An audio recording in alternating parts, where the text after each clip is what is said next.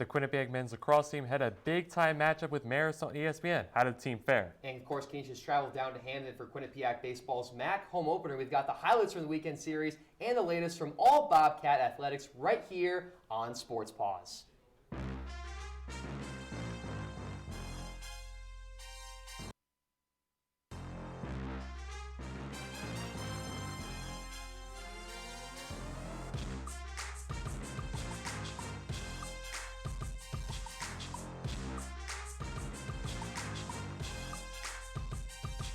There's nothing on the TV.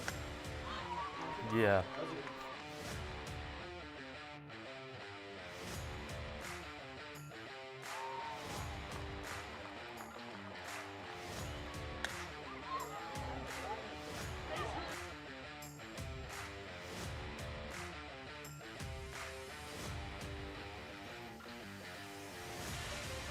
The third baseman hit in the air, left field, deep, going back, looking up, it's gone. Sam LaChance, big swing, home run, first of the year, and Quinnipiac extends to a 7-3 lead.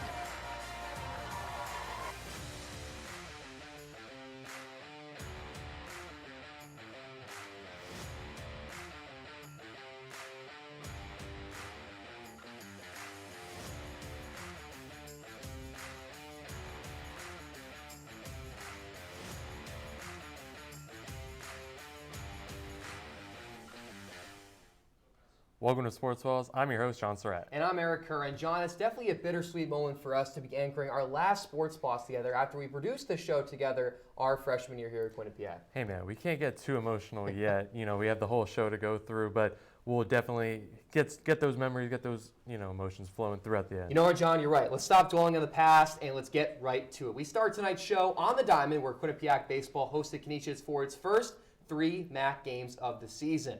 Game 1 was originally supposed to be Friday afternoon, but it was postponed to Saturday morning after a rain delay. So let's take the highlights of that right away. Here we go on your screen.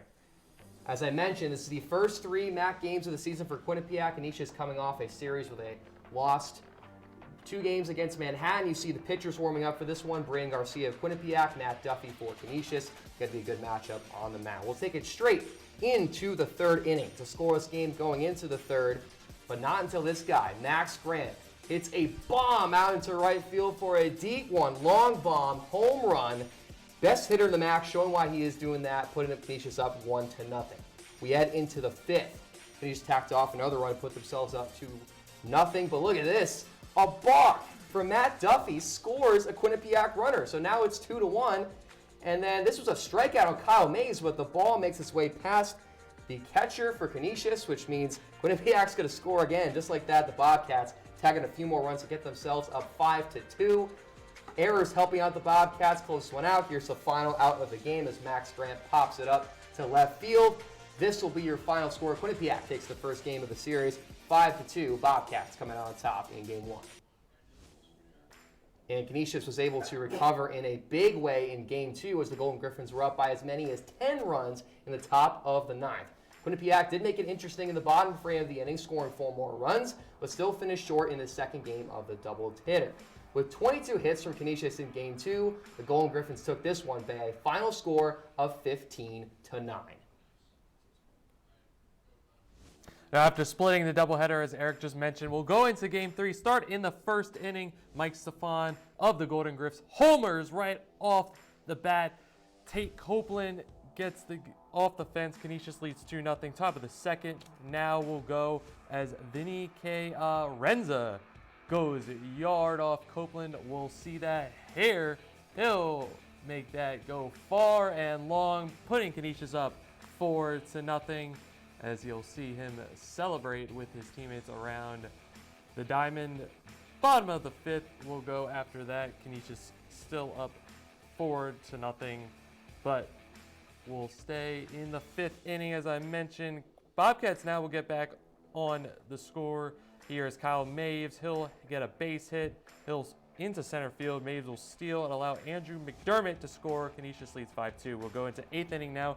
Anthony Donforio comes into pinch hit, where he'll ground into a double play at second. Michael Cohn scores bringing the Bobcats within 1. Canisius still leading 5-4. We'll go into the bottom of the 9th here as it's still 5-4 Canisius. Close call here as Keegan O'Connor chugs down the first baseline. Appears to be safe, but called out.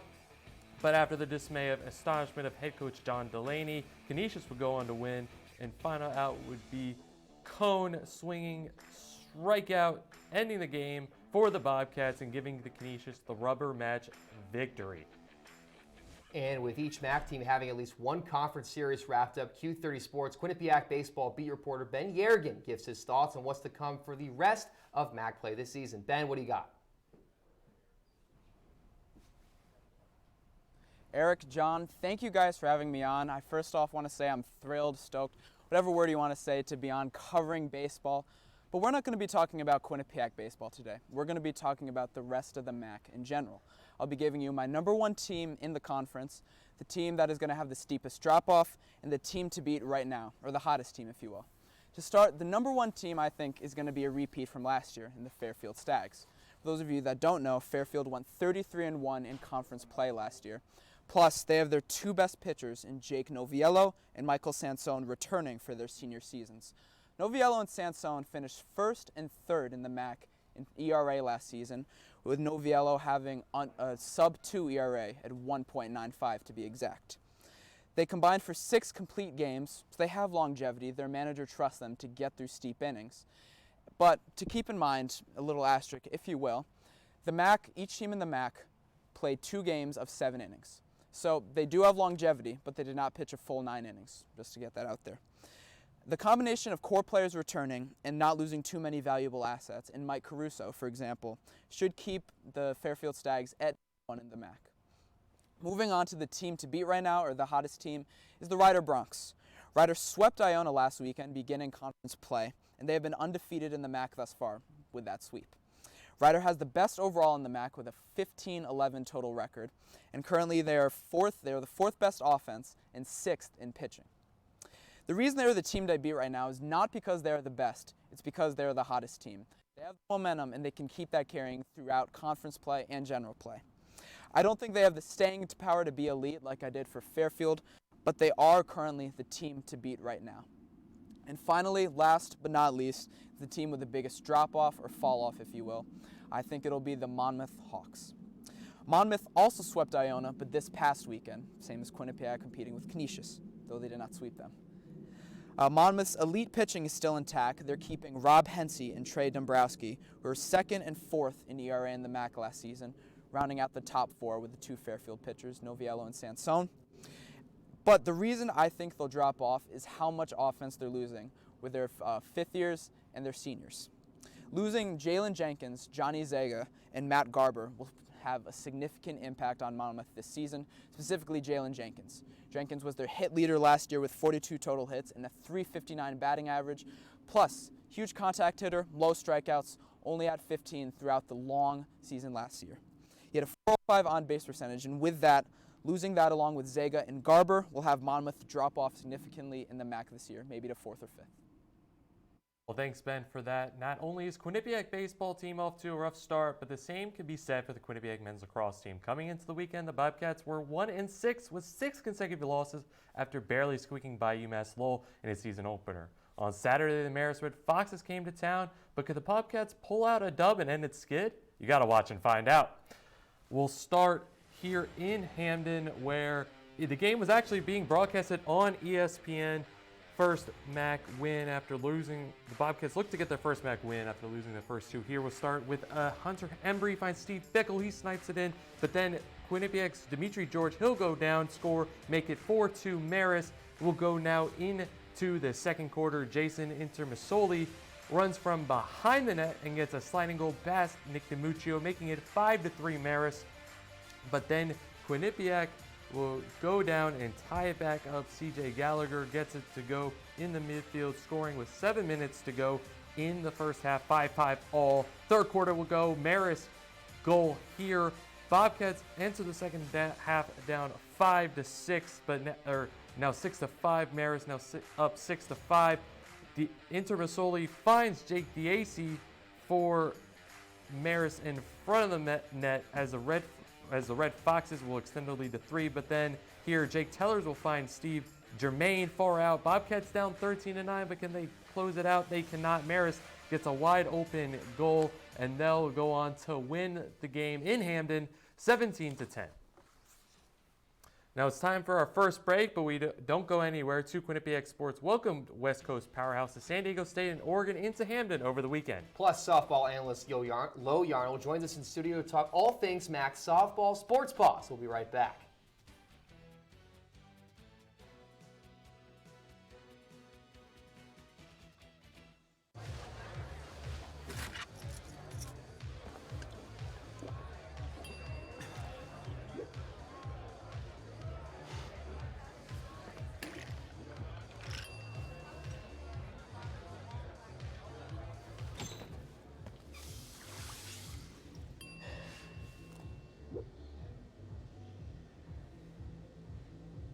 If you need to do something to feel okay to drive, you're not okay to drive. Don't drive buzzed.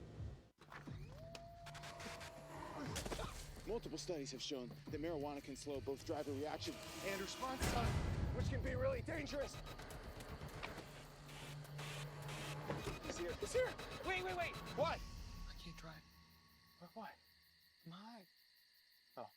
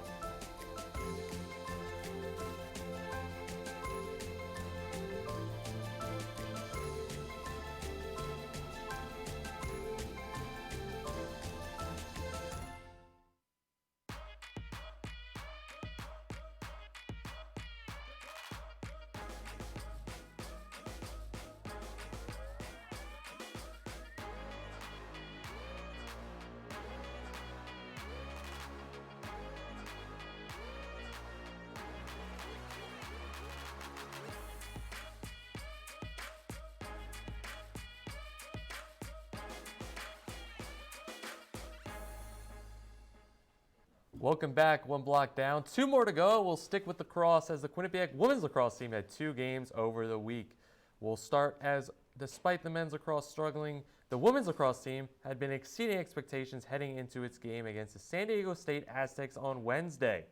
The game was a back-and-forth affair to start as the Aztecs would take a quick 4-1 lead, but then the Bobcats would answer back and tie it up 4-4, with the Aztecs having a 5-4 halftime lead. In the second half, the Bobcats could not stay in the game as the Aztecs would win 13-7. San Diego State's Camden O'Donnell had a hat trick to lead the Aztecs to victory. Now, Quinnipiac women's lacrosse team had the opportunity to redeem itself on Saturday against the Niagara Purple Eagles in this team's second MAC game of the season. However, that redemption story will have to take place another day as the women's lacrosse team fell to Niagara barely by a score of 9-8. It was a tight game throughout, but after 3 fourth-quarter goals by the Purple Eagles, the Bobcats could not answer back in time, even after Sophie Spencer's goal with 55 seconds to go. After the game, Q30 Sports' Michael Hanley and Emily Sweeney broke down why the Bobcats came up short. And now we'll look in and making sure into how Niagara will play into, or how Quinnipiac women's lacrosse will play into the rest of their season with updated schedule and results later to follow.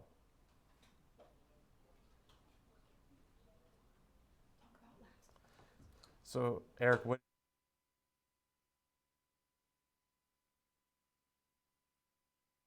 Both, they've been struggling, but women's lacrosse. Yeah, I will say this though, with women's lacrosse, while they didn't have the best of weekends, the overall the season has been really solid for them. I actually did some deep digging in the stats, and I saw that they've actually already tied their win total from last season already within just about 10 games into the season at 5 wins. So that's pretty impressive for them. The last time that they've actually had a winning season of more than 5 wins was back in 2014. So they're definitely picking it up. Men's lacrosse, I think the main thing with them is that defensively they got to figure out how to get themselves better.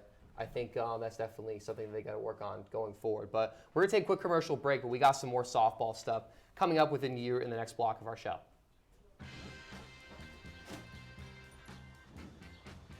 When we adopt a shelter pet, we discover they're a unique mix of all kinds of things.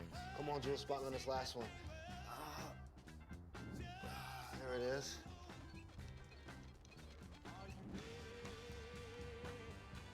Keep going with it. Leo. They're a little bit of a lot of things, but they're all pure love. Maybe you can make retirement happen. After all, you made home ownership happen. Homeschooling yourself on loans, beefing up your credit score. So I'm pre-approved. You were like, yes! Sorry. Color-coding listings, ticking boxes, and flushing every toilet in a 20-mile radius. Home sweet home. You aced house hunting. Now get the tips you need to get on track at aceyourretirement.org. I know what you're thinking. I need a job. I need a new career. Well, I've been there. I've been there. I've been there. I wasn't happy with what I was doing. After high school, I didn't have a plan. I just wanted to start working. I got laid off twice, but you gotta keep going. You just need the right skills. Find an apprenticeship. I found a 2-year IT program. I found a medical course online. I'm now a consultant in the tech space. You have more options than you think. You can do this. You will find something. You will find something new.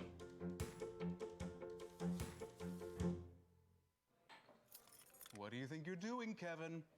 Was just gonna drive home. There are several warning signs present that you shouldn't be driving. Like hearing voices? Like your text-to-emoji ratio? Oh man, the selfies. Selfie, nailed it. We all have warning signs that let us know that we're probably not okay to drive. Mine is pretending to be your subconscious. Greg, come on man, let's put a ride home. Welcome back. So I'm actually joined by Lo Yarl, not John Surratt this time, you taking a spot for a little bit on the show, because we're going to talk about all of our things Mac softball coming into the season. Of course, you're a softball analyst. You've been around the game for a little bit. So, Absolutely. you know, Lo, what's in the crystal ball for you here in Mac softball? What can we expect to see going forward? Absolutely. Well, we've only got one weekend of Mac play in the books, but you know what? I've already got my picks for what teams to keep tabs on moving forward. So my Mac play predictions are the pick to finish first is Ryder, team to beat is Siena, and the biggest drop-off is Monmouth. Now, I'm going to start with Ryder. Now, they were picked to finish 8th in the 2022 coaches preseason poll, but they have been the best-looking team out of the Mac so far. They placed 2 on the preseason All-Mac team in Lonnie Moreno and Elena Gonzalez, and they are living up to their preseason expectations. But my big stat for this team is Ryder is 9th in the country, in the entire country, in team batting average with a .339 team batting average. So they have 3 players batting above 400, 2 pitchers with sub-2 ERAs, and 1 more with a 2.08 ERA. So they are the team to beat, in my mind, going into this MAC tournament play. Now moving on to Siena. I think Siena is a team that you really need to look out for in this scenario because they have been middle of the pack finishers historically, but I think they're playing really well, and they have played some really strong opponents and some really great games. So they were picked to finish 7th in the 2022 preseason poll, but I mean, like I said, they've been the wild card for the MAC these past few years. They finished 3rd in the MAC in 2019, finished 5th in 2021, but right now they have a 15-11 record, and they are 4-0 in conference play after sweeping St. Peter's and Manhattan this weekend.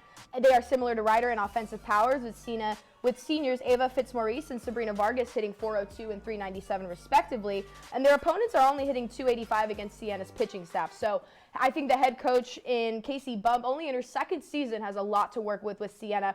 But moving on to my last team, the biggest drop-off to watch for. Now, Eric, this one floored me as a MAC softball fan, because when you think MAC softball, in the past few years, you've thought Monmouth University. They finished 2nd in the MAC in 2019. They finished 1st in conference play and won the MAC tournament in 2020 and 2021. This season, they were picked to finish 3rd, receiving 2 first-place votes. However, their record right now, 5-24, and they are 0-2 in conference play after being swept by Iona, which is good for 2nd to last in the MAC only in front of Quinnipiac. So they are desperately missing their senior pitching staff, highlighted by Alyssa Irons, the all-star senior who graduated last year. And they only have a current team batting average of .218, with a pitching staff's ERA being .493. So only one player in their senior, Lindsey Barron, is batting over 300. But 2021 Coach of the Year, Shannon Salzberg, she was Coach of the Year for a reason. She still has time to turn her team around. But again, my big teams to watch for Ryder to finish first in the MAC. Sienna's going to be your wild card. Don't count them out. And keep tabs on Monmouth to turn things around just in case they pick themselves up. You know, it's very early to the start of the season. As everyone knows, conference play is what matters. Postseason is what matters. So still a lot of time. The rest is to be written. Yeah, well, definitely interesting to see how that MAC softball unfold. Ryder should be tough, too, with that batting average for sure. Definitely will be really big to see how they will come through. But we're going to jump all the way down to Acrobatics and Tumbling, where they had a huge senior day event this weekend. It's been a while since the team has competed, as its last meet was March 19th against the Baylor Bears. Now against another top team, the Bobcats took on the Oregon Ducks on Sunday. After a little layoff, the Bobcats came out with a victory over the Ducks by a score of 268.450 to 267.620. And fun fact, that was actually the first time that Quinnipiac beat Oregon in program history.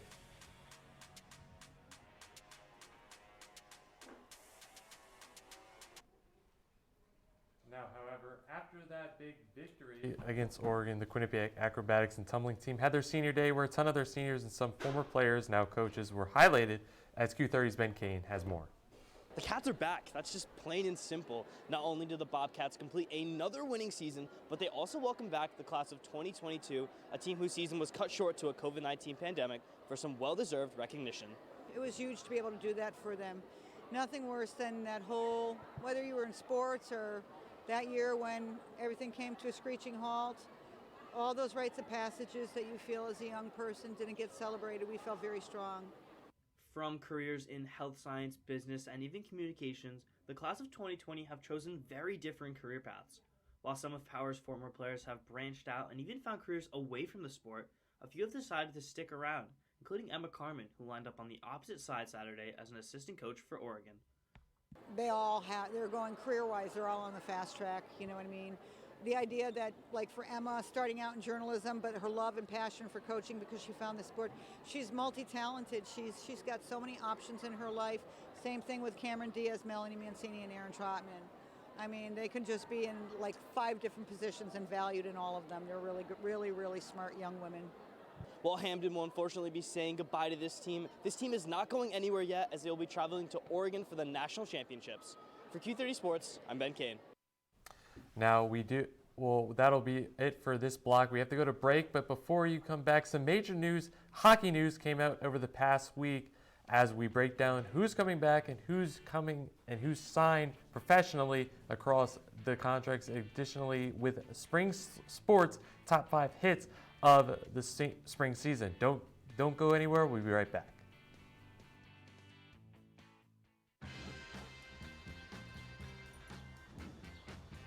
When we adopt a shelter pet, we discover they're a unique mix of all kinds of things.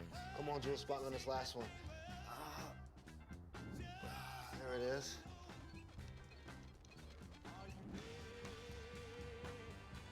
Keep going with it. Leo. They're a little bit of a lot of things, but they're all pure love. Maybe you can make retirement happen. After all, you made home ownership happen. Homeschooling yourself on loans, beefing up your credit score. So I'm pre-approved. You were like, yes! Sorry. Color-coding listings, ticking boxes, and flushing every toilet in a 20-mile radius. Home sweet home. You aced house hunting. Now get the tips you need to get on track at aceyourretirement.org. I know what you're thinking. I need a job. I need a new career. Well, I've been there. I've been there. I've been there. I wasn't happy with what I was doing. After high school, I didn't have a plan. I just wanted to start working. I got laid off twice, but you gotta keep going. You just need the right skills. Find an apprenticeship. I found a 2-year IT program. I found a medical course online. I'm now a consultant in the tech space. You have more options than you think. You can do this. You will find something. You will find something new.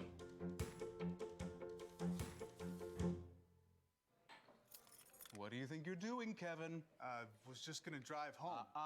There are several warning signs present that you shouldn't be driving. Like hearing voices? Like your text to emoji ratio? Oh man, the selfies.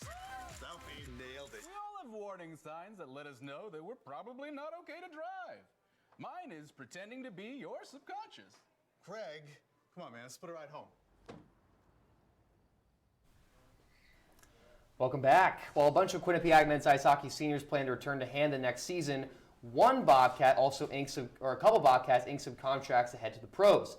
Brendan Less signed with the Worcester Railers, the ECHL affiliate of the New York Islanders, while Griffin Mendel will be having an amateur tryout with the Chicago Wolves, the AHL affiliate of the Las Vegas Golden Knights. In the graduate season with the Bobcats, Les scored 4 goals and dished out 16 assists, while Mendel contributed 5 goals and 10 assists. More news across Twitter has had several Bobcats entering the transfer portal as well, John. We have the names of the 11 athletes entering the portal on your screen. So here we go. Here's all of them. Not all of them. We just start with men's basketball here. A couple big names, John. We saw this on Twitter for sure. For sure, yeah. I mean, Brody Limerick, redshirted this year, and Brandon McGuire, he's gotten a lot of big compliments for Baker Dunleavy, but a lot of pretty big names there. Yeah, definitely for sure. Also Bernie Blunt on this list as well. Definitely surprised to see him go as a first year. Had a couple appearances for men's basketball, but we'll see, what he could look like in a new environment. We'll take the next slate of players here.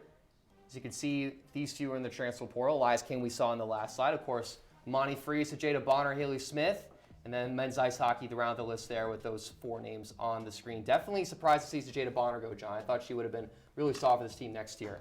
But real quick, though, we got an important rule on the screen, as this is for Quinnipiac's rules, not NCAA, for Quinnipiac. The student-athlete's financial aid will be canceled or non-renewed at the conclusion of the academic term in which a notification of transfer was requested. So meaning if these players were to hold out the entire time, the end of the academic semester, they wouldn't be able to get their scholarships back. So that'll be very interesting to see, how that could play out in the decision if they want to continue with the transfer going forward. Yeah, definitely. We'll have to see how that plays out for all these athletes going or coming back to Quinnipiac. But on Sports Paws, we usually focus on Quinnipiac athletes.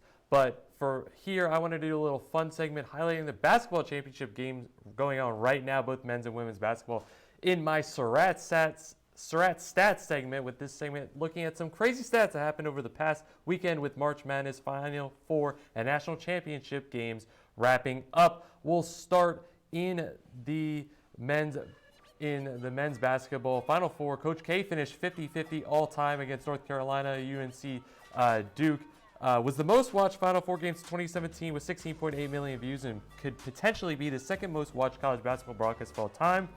4-time number 8 seed and number 1 seed to face in a national championship game, as Kansas and UNC are playing right now.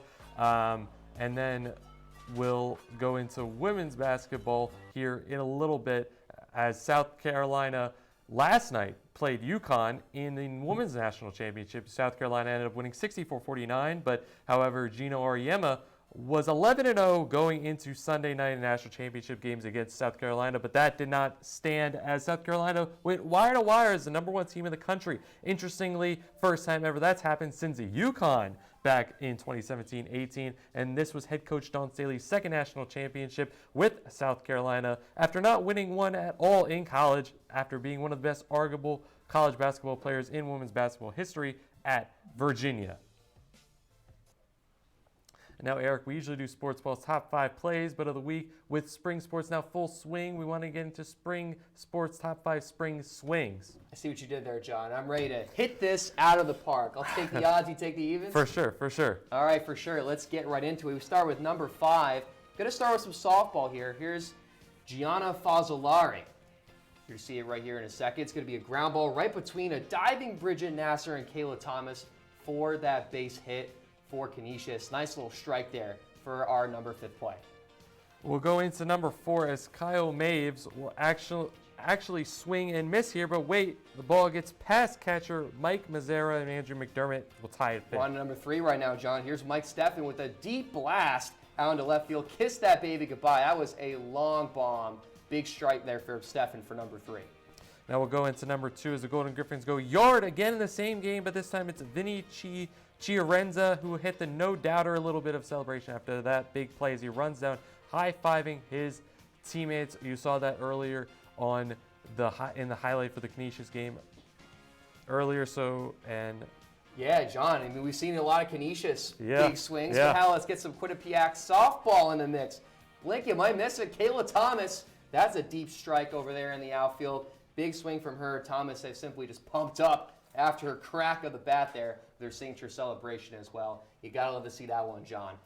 And that's going to do it for our final sports pause together of the night. Yeah, Eric, it's sad to think about it for both of us, certainly, but for us being APs our freshman year, to this being our first and now last time together on Desecrated Look Back where we both came from. However, unfortunately, we do have to end the show, as that will do it here for Sports Balls and SE 125. Make sure to check out all our Q30 content on Twitter at Q30 Sports and at Q30 Television. Make sure to check out the website as well at Q30TV.com. And for the last time on Sports Pause, I'm John Surratt. And I'm Eric Kerr. Have a great night and a better tomorrow, Bobcats.